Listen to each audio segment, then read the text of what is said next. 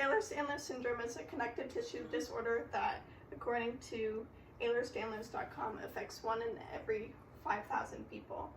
And the connective tissue disorder causes abnormalities in your collagen.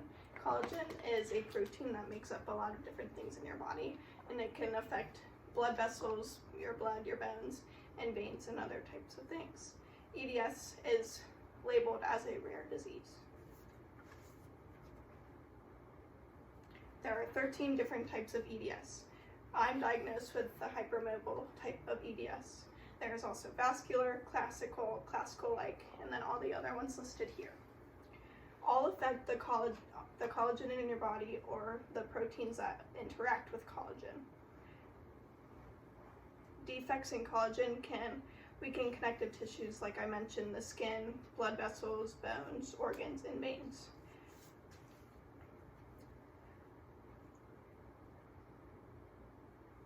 According to RareDisease.com, inheritance patterns varies by subtypes.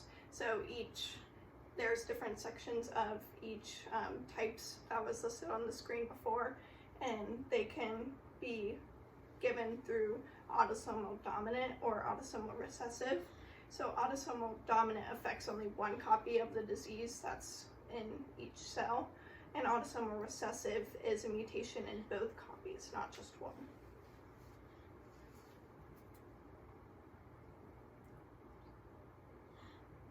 There are different ways to diagnose EDS. So I was diagnosed with the benign score. So like being able to touch your thumb to your wrist and doing it on both hands, or being super like hyperextending your elbows and your knees and being able to palm flat on the floor, just like stretching. There's also collagen typing, so they would do like a skin biopsy. There's genetic testing, so when I went to the geneticist, they went through like my parents and my grandparents and the grandparents before them, and kind of was like, who would have it before you, since it is given through parents. There's also MRIs and CT scans that I've gotten before to kind of prove that I do have EDS and show that I'm very flexible throughout my body. And you can also do urine tests to see the enzymes that are important with collagen. People who have hypermobile EDS have reoccurring dislocations and very soft and like elastic skin. So another thing is like you can pull your skin up a lot farther than most people.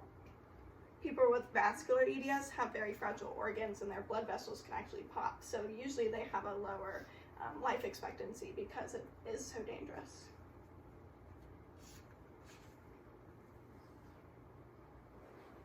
So like I said, I was diagnosed with the hypermobile Ehlers-Danlos syndrome. It affects my joints and some of my organs and the collagen. And so one of the organs that is primarily affected is my stomach. So there's collagen in your stomach and mine starts to work differently. So a lot of people who do have EDS get other diagnoses. So like postural orthostatic tachycardia syndrome or a gastroparesis, which is what I have. So that means the acid in your stomach works differently. So mine's kind of bipolar, and sometimes the food will just ferment in my stomach, and other times it'll go straight through and I won't get the actual proteins and the good stuff from your food. So there's unfortunately no cure to EDS, it's just kind of treatment and symptom management. So one of them is a cognitive behavioral therapist, so I see one of those, and we go through different coping skills like diaphragmatic breathing, learning how to kind of listen to your body and say, okay, I'm not feeling good, what can I do to help that? So one thing that I do is chew gum. The mint kind of helps with my nausea that I get from my stomach. People with EDS also have to drink an excessive amount of water because their body just kind of lets it go instead of taking it in and using it like it's supposed to be. People with EDS also can have a lot more salt than most people, so I take salt tablets so then I keep the water in my body and it's used in my kidneys instead of just going straight through, like I mentioned. Some people take medicine, so I take a few that help me with my nausea, with my stomach, and other things. Some people do diets, so I know someone who does the carnivore diet who's on EDS, and the proteins have helped her feel less like woozy and lightheaded and nauseous. Some people go vegetarian, so it just kind of depends on how EDS affects your body. So a lot of doctors have actually told me that EDS isn't real and that it is just in your head.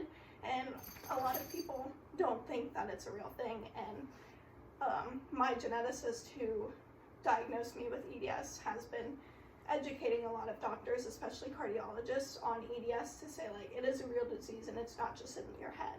I've been told by many doctors that it's in my head, and they've been very dismissive. So if you ever meet someone with EDS and they're like, oh, well, I don't really want to talk about it, it's probably because they've been through experiences like that.